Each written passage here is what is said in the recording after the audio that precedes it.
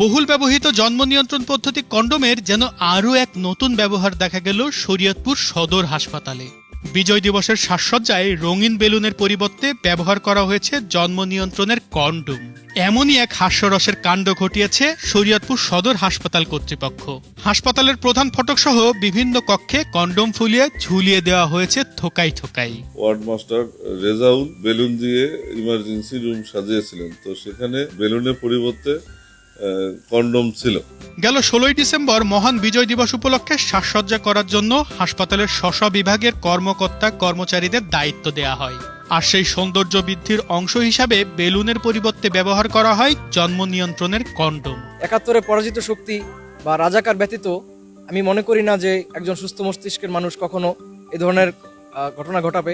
হাসপাতালের প্রধান ফটক সহ জরুরি বিভাগের পুরো কক্ষে বেলুনের ফাঁকে ফাঁকে জন্ম নিয়ন্ত্রণের কন্ডোম ফুলিয়ে থোকাই থোকাই ঝুলিয়ে দেওয়া হয়।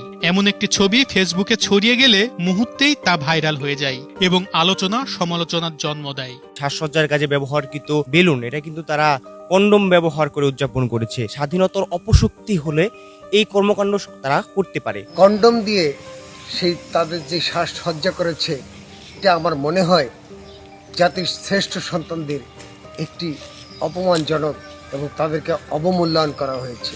মহান বিজয় দিবসের সাজসজ্জায় কন্ডোম ব্যবহারের এ ঘটনার তীব্র নিন্দা জানিয়েছেন জেলার বিভিন্ন স্তরের মানুষ। কন্ডোম দিয়ে সাজসজ্জা করে জাতির শ্রেষ্ঠ সন্তানদের অসম্মান করা হয়েছে বলে মনে করেন তারা।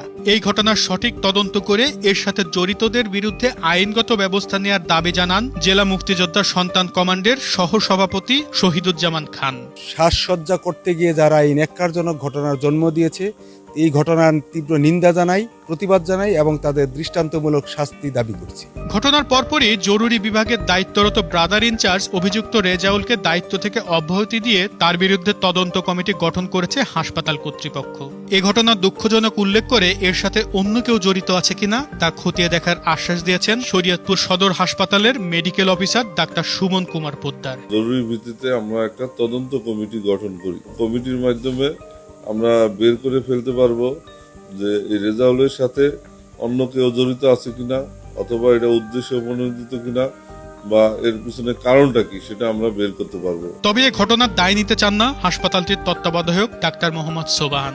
উদ্দেশ্যপূর্ণভাবে কেউ এ ধরনের কাজ করেছে কিনা বা কারা এ ঘটনার সাথে জড়িত তদন্ত করে তাদের বিরুদ্ধে আইনগত ব্যবস্থা নেওয়ার আশ্বাস দেন তিনি। কেন যে করলো এটা আসলে আমাদের বুঝে আসতেছে না, তাই আমরা তো এবার বলে দিই না যে আমরা এই কাজগুলি আমরা বলছি সাজাইতে।